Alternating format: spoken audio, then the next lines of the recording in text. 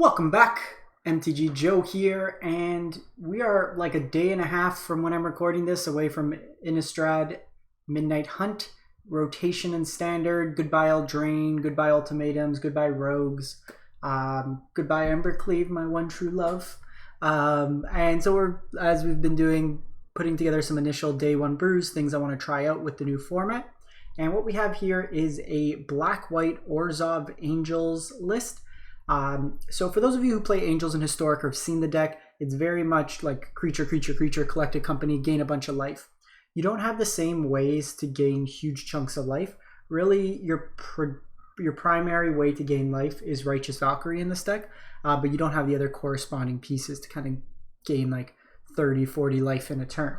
So instead, what we're building this deck as is more of a grindy kind of mid-range deck, just lots of interaction, stuff like that. So we'll start off the 2-drops. So we have a couple new removal spells. We have Fateful Absence, 2 mana, 1 and a white, instant destroy target creature or planeswalker that player investigates. So just catch all removal, they can investigate, but if they're spending time to draw cards, you can kind of get ahead, just clean answer at 2 mana.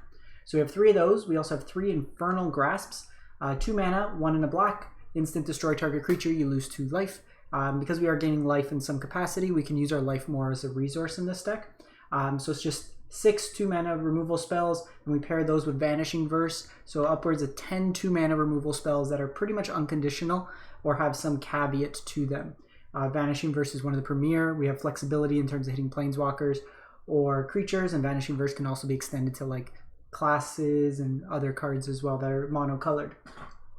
In terms of the angels themselves, we have Youthful Valkyrie.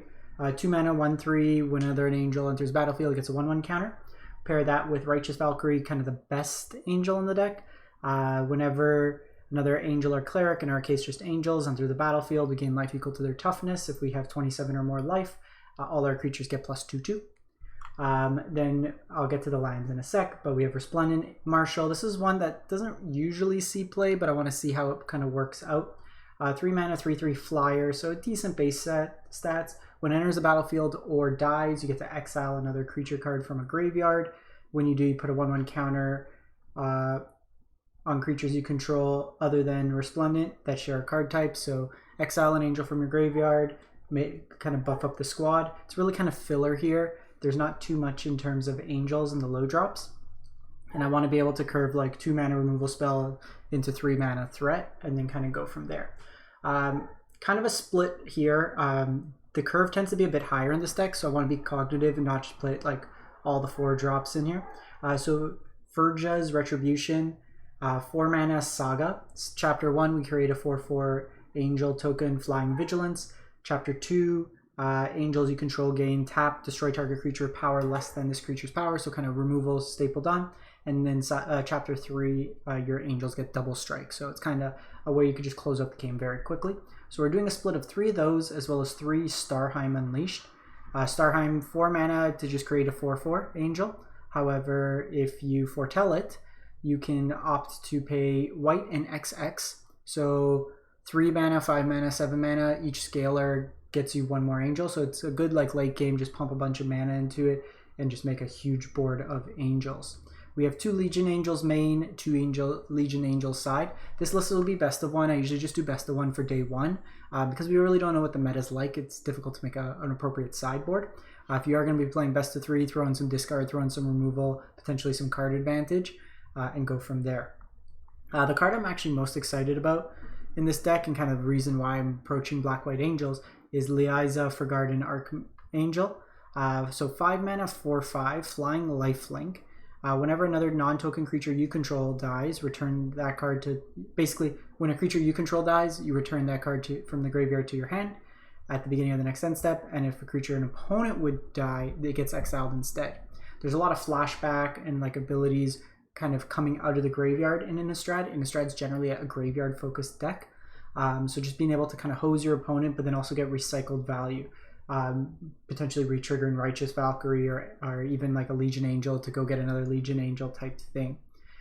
So this might be competing Resplendent Marshal as well as the Liesa. So that's something we'll want to see in practice.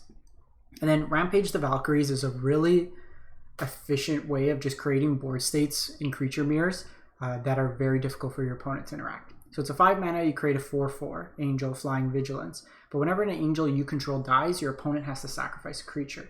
So it makes combat very difficult for your opponent. And then finally, I want to try out this kind of more of a fun of, but I'll see how it plays out, Haunting Voyage. So 6 mana, return 2 creatures of a shared type from your graveyard to the battlefield. For 7 mana, you can return all creatures if it was foretold. You can forecast it for more mana. This is one of the odd ones where your foretell is actually more expensive. But you get to basically return all angels from your graveyard to the battlefield. So you can gain huge chunks of life with Righteous Valkyrie. We have the flexibility as well in this deck. We want to be playing 4 Mirius calls because they do make angels and it plays to the theme. We get the triggers from both like Rampage of the Valkyries, Fijara's, and Righteous Valkyrie, so all kind of those efficiencies. We also have an Agadeem's Awakening. We do have a curve 2, 3, 4, 5, so depending on how much mana we could pump into it, we could potentially get back a whole bunch of creatures to our graveyard. So we have 5 module lands, and then going to the rest of our lands, we can zoom out a bit. Pathways, 4 of, then 2 creature lands of each, the Hive of the Eye Tyrant and Cave of the Frost Giant, some basics, and I only like 2 Snarls. Snarls always feel bad when you're like late game. They're good kind of early, but we are playing the module lands. We're not a huge density, so I find like 2 kind of the sweet spot there. So overall, our curve's not too bad. If we take a look, we have a lot, like 14 2-mana spells. We can control the early game and then just kind of, you know, here's a 4/4 flyer, here's 2 4/4 flyers. Gain like 8 life in a turn maybe. And then we kind of just force our opponent to constantly have to deal with it while we have this cheap interactive removal to work with that. Not too bad rare and wild card count. It's kind of your mid-tier. Some of these cards are kind of a bit older now, so you might already have them in your collection. But this is probably where I'll start off. Let me know what you think. There's a couple versions. You could probably build it a little bit more life gain focused and kind of build in that for us. Book of the Exalted Deeds is not banned in Standard come 2022, so you could potentially set it up with a Faceless Haven book combo as well.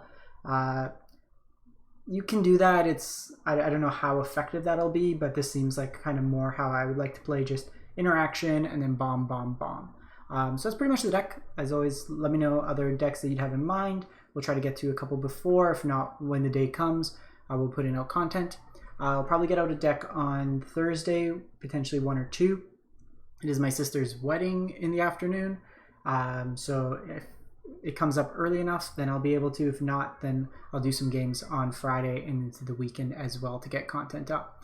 If you do have any cool lists you want to share, do drop in the comment. But otherwise, stay safe out there. Appreciate the support. And if you can, drop a like, comment, and subscribe. Have a great one. Thanks for watching.